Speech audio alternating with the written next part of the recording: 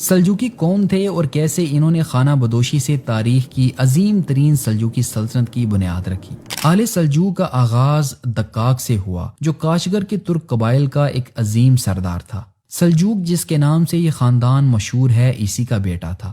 سلجوق اپنی غیر مسلم ترک فرما روا کو چھوڑ کر بخارا کی اسلامی مملکت میں چلا آیا، اور جہاں وہ اور اس کا پورا قبیلہ مسلمان ہو کر بخارا کے قریب مقام جند میں قیام پذیر ہوا، جس کے بعد اس نے غیر مسلم ترکوں پر فتوحات حاصل کر کے اپنی قوت بڑھا لی۔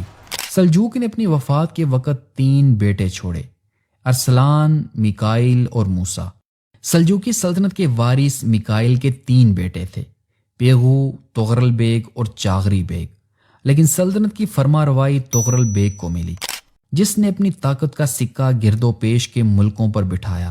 سلطان محمود غزنوی نے سلجوقیوں کی بڑھتی ہوئی قوت سے خائف ہو کر ان کے خلاف جنگ شروع کر دی، لیکن چند عارضی فتوحات کے بعد اس کو اور اس کے بیٹے مسعود کو شکستیں اٹھانی پڑی اور آل سلجوق تمام خراسان پر قابض ہو گئے۔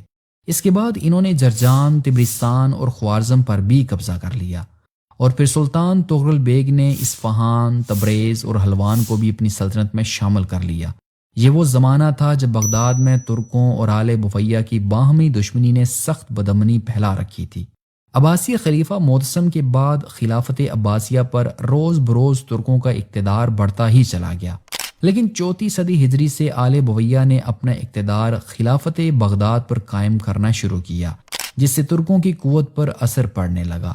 ان حریفوں کی کشمکش نے تمام سلطنت میں ہنگامہ برپا کر رکھا تھا، اور بغداد کی حالت آئے روز بد سے بدتر ہوتی جا رہی تھی، جس پر مجبور ہو کر ترک سرداروں اور عباسی خلیفہ نے سلطان تغرل بیگ کو اس فتنے کے خاتمے کے لیے طلب کیا۔ چنانچہ سلطان تغرل بیگ رمضان المبارک 447 ہجری مطابق دسمبر 1055 عیسوی میں بغداد میں داخل ہوئے اور ملک رحیم کو گرفتار کر کے آل بویہ کا خاتمہ کر دیا۔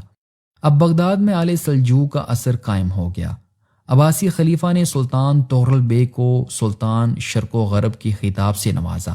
اس کے بعد سلطان تغرل بیگ نے عراق، موصل اور دیار بکر کو بھی اپنی سلطنت میں شامل کر لیا۔ پھر ان کے بعد سلطان الپرسلان کے دور حکومت میں ایشیائے کوچک اور شام بھی فتح ہو گیا، اور سلطان ملک شاہ سلجوقی نے 485 ہجری مطابق 1092 عیسوی میں عدن اور یمن پر بھی قبضہ کر لیا۔